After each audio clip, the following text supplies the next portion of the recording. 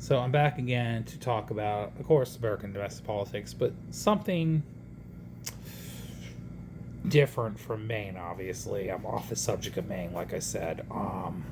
Until they pick their final candidate, then I'll talk about Maine again. But I just want to make sure the process was fair.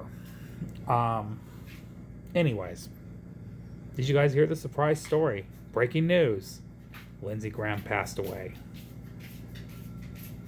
It's a mystery how he died. I'm obviously curious how that's happened. I'm going to be honest. It's a little random, considering the fact he had seemed like he was sick. But again, we don't know about his personal life. We don't know what went on, and I don't wish ill of anybody. But it is really bad timing for the GOP. That's all I'm going to say. They've been getting hit with bad luck after bad luck. I mean, they just not have a good year, have they? So the main Democrats end up dropping their candidate for the Senate race against Collins.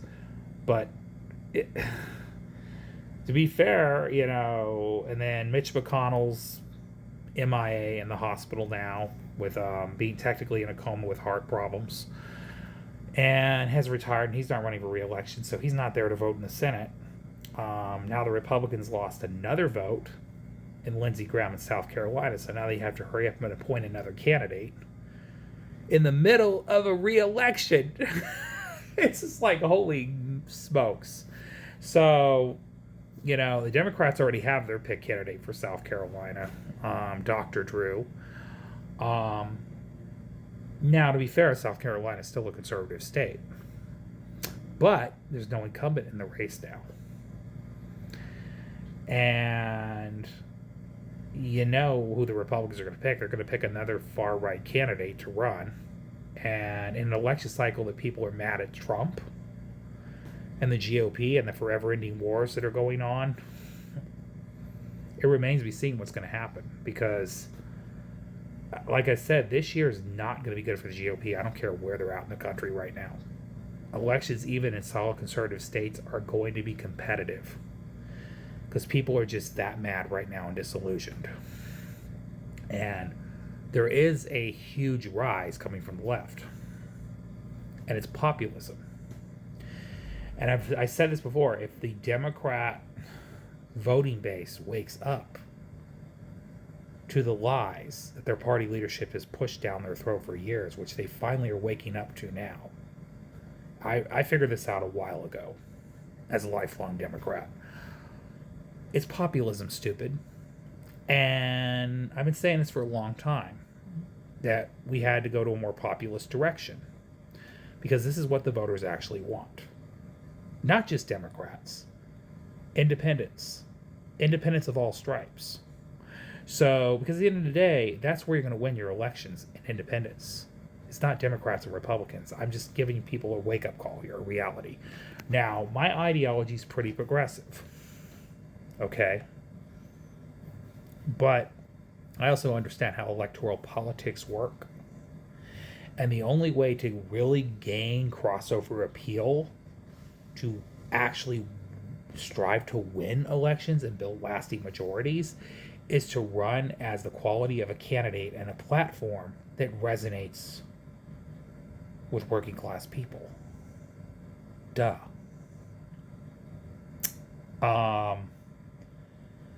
It's about messaging discipline. It's about meeting people where they're at. See, the problem is the consultant class is so in the bubble. They don't remotely understand what people feel every day. They don't understand the plight of society and how people are not focused on policy wonking. Okay, they're focused on surviving. All right, people just want somebody to meet them where they're at, but the consulting class will tell you otherwise. What we saw what the consultant class has brought for the Democrats: catastrophic election losses. Okay? And finally, even the white mobs and the more moderate to conservative Democratic voters. And even just the suburbanite independents are waking up saying, heck with this. We want people that are going to fight for us. Okay. Even they are suddenly, in their own psyche, becoming progressive. Because, again, it's populism. That is what's going to unite people. Populism. Finally, the voting base of the Democratic Party, hallelujah, has woken up to this reality. They're now coming to the conclusion that the rest of us are coming to, finally. Okay. And there ain't no amount of whining in the Democratic establishment is going to change that reality. The Democratic Party leadership has failed. They've failed us for too long. And voters are waking up to that. But, yeah, Lindsey Graham passed away. Remains to be seen who they're going to appoint as the candidate to run as the Republican choice. Again, I don't wish ill of anybody. I'm not here to go trash Lindsey Graham. I really don't care. I was never a fan of Lindsey Graham, never liked Lindsey Graham, don't care. He was pushing for ending wars. He has his whole political career. I don't want to hear about this member of this big grand legacy about him being for a strong military around the world, which the media is painting him as. The way the media talks about him just grosses me out. They talk about him like he's some good warrior for America. That's not at all true. He was a radical right-wing, anti-democracy guy, okay, who obviously had no life, and the life he got, the excitement he got in life was ruining people's lives. That's all I have to say about the Lindsey Graham thing. Okay, Lindsey Graham made a career out of trying to push nationwide abortion bans, put church into state, and vote against anything that was pro-democratic. And there was not a war this guy didn't like, as he cheered on Donald Trump starting a war with Iran on behalf of Israel, and went out every day pumping fists with Netanyahu and war criminals.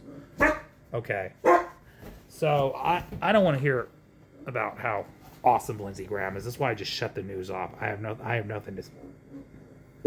The media is not credible anymore, as far as I'm concerned. So that's all I got to say to that. But again, it is what it is. I care less.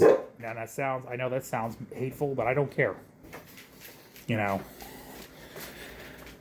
like I said, if these people don't retire, nature's making the decision for them. Nature's just basically saying they're dying. They're just dying in office. To be fair, 71's not really that old. So I don't know what kind of health issues this guy might have been having. But it remains to be seen. But anyways, that's my take on that situation. I care less. But again, I don't wish ill of anybody. I'm sure he lived a good life in his own right, but we're not going to miss him. I mean, you know what I mean? But again, this is what I talk about, the generational issue too, though. It's why these people should not be sitting in office for 50 years. Like, come on, retire. Enjoy the rest of your life. You guys got what you wanted. Let the younger generation take over. It's time for change. I've been saying this for a long time. It's time for change. And yes, we have to start voting for younger people. And I don't want to sound ageist say this, but I'm just saying, we need a younger generation mindset. But again, older folks are waking up too to this reality. Everybody's tired of this patriarchy. We all are. So I'm not here bashing older people. I just think the people in power need to go. So, that's all I have to say on this video. Anyways, y'all, you have a great night. Love y'all. Have a blessed day.